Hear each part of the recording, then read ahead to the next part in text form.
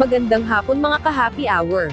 Narito ang mga balita para sa MBC TV Network News Update 5 PM edition. Marbil kay Torre, linisin ang hanay ng CIDG. Inatasan ni Philippine National Police Chief Police General Romel Francisco Marbil ang Criminal Investigation and Detection Group na magsagawa ng full-scale cleanup. Iyan ang marching orders ng PNP Chief sa bagong pinuno ng CIDG na si Police Brigadier General Nicolas Torre III na layong maibalik ang integridad at kumpiyansa rito ng publiko. Kabilang sa atas ni Marbil kay Torre, ang pagpapatupad ng malawakang reforma sa hanay ng CIDG, gayon din ang mahigpit na screening at pagsasanay sa mga tauhan nito, upang masunod ang mataas na ethical standards ng pulisya. Ibinigay din ng PNP Chief ang kanyang buong tiwala at kumpiyansa kay Torre, na pamumunuan nito ang CIDG na may dangal at integridad. Bahagi rin ito ng pagtutok sa pinalakas na investigasyon, at mabilis na pagresolba sa mga kasong kanilang hinahawakan sa ngalan ng transparency.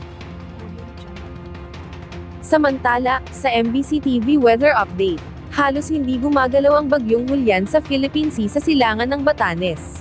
Ayon sa pag-asa as of 11 AM, huling namataan ang bagyo sa layong 525 km, silangan ng Itbayat, Batanes. Taglay nito ang lakas ng hanging aabot sa 55 km/h malapit sa gitna, at pagbugso na hanggang 70 km/h. Sa forecast ng Weather Bureau, posibleng itaas ang signal number 1 sa ilang lugar sa Cagayan Valley ngayong araw.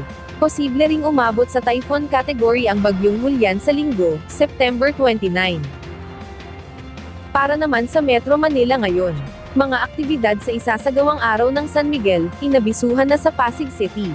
Ayon sa Pasig City Public Information Office kaninang alas 4 ng hapon, isasagawa ngayong araw ang mga aktibidad para sa araw ng San Miguel, kabilang sa mga inaapekto ng daloy ng trapiko sa bahagi ng Dr. Pilapil Street Ilaya at Barangay San Miguel, Pasig City.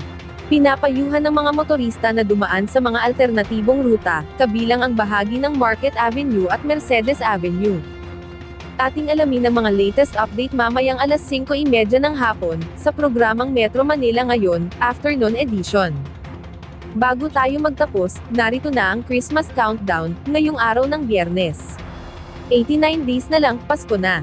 At yan ang mga balita para sa MBC TV Network News Update 5 PM edition. Samahan ninyo kami bukas, mula alas 9 ng umaga, hanggang alas 5 ng hapon.